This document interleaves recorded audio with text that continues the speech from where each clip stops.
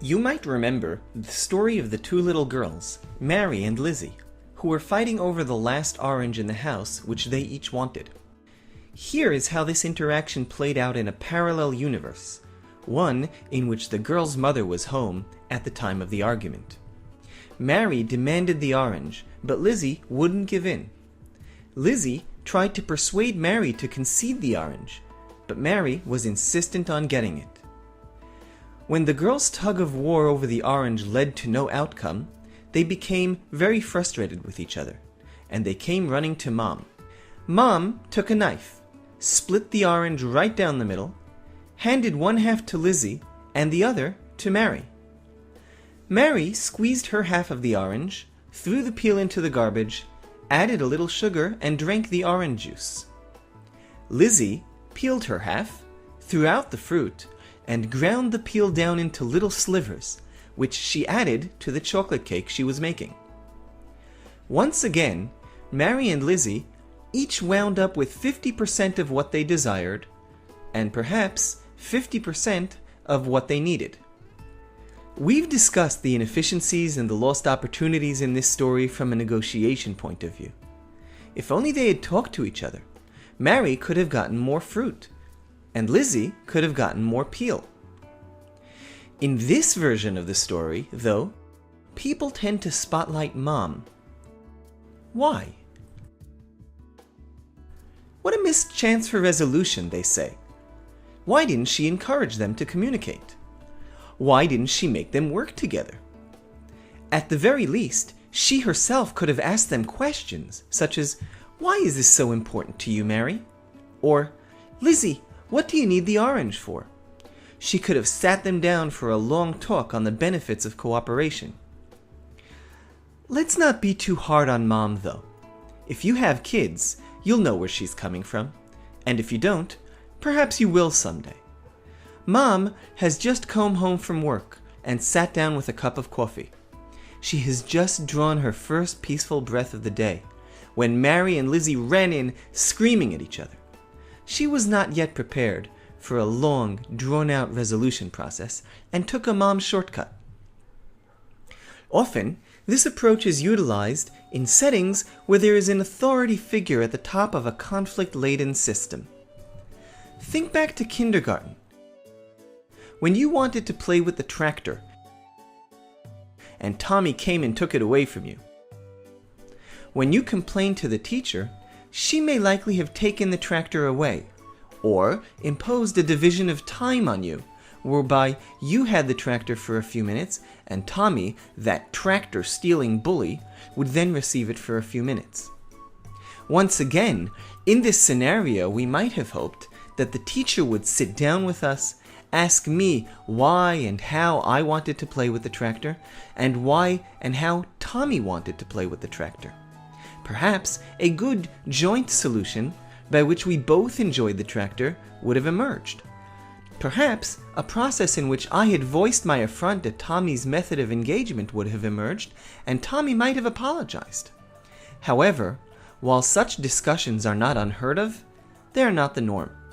In reality, kindergarten teachers would not have the 20 minutes necessary to conduct such a conversation available to them. If they would focus on Tommy and on me for 20 minutes, heaven knows what the other kids in the kindergarten might be doing to one another. Once again, while the potential for third-party intervention to be very helpful is obvious, the practicalities of it are limited. This same scenario plays out in the office, where the harried manager often has no more time to mediate between her bickering workers than Mary and Lizzie's mom had. It also plays out at a much larger scale in the judicial system. While the specifics of the dynamics change from jurisdiction to jurisdiction, the patterns are similar. When two parties come before a judge, she will usually ask them, "Have you tried to split the orange in two?" At a later point, she will tell them, "I think you ought to give some thought before the next session to splitting the orange in two." Still later, she might ask them whether, instead of hearing the full case and reaching a decision, she could propose a settlement for them, in which, yes, she will suggest splitting the orange in two. Mom, the teacher, the manager, and the judge all have one thing in common. They are constantly faced with disputes between people who each see things their own way and who expect some application of authority and decision-making from them. They have other things to do. Very little time on their hands, frustration at parties for not being able to work things out on their own, and yes, they do have the authority to make it all go away, or nearly so. So, let us not be surprised, or overly judgmental, at how it turns out that at that very moment at which parties are calling out for help and could potentially be assisted by a helpful mediator to find an agreement which might benefit both parties, the person they turn to is not inclined to be that kind of mediator, but rather someone who offers or imposes a distributive solution. Of course, some of this is due to all these figures seeing mediation as something they do that is somewhat ancillary to their real jobs. If a teacher, a parent, or a manager, or a judge would view helping people through conflict as an integral part of their job, as some certainly do, they might take a different perspective and therefore a different approach to these situations. Our initial disappointment with Mom, then, is just an indication of how we intuitively sense that there is so much value inherent in human interactions, even conflict interactions, and that a third party doing their best to help parties work things out through listening, asking questions, encouraging, and supporting might be able to bring parties and deals to their full potential. That is what mediators do.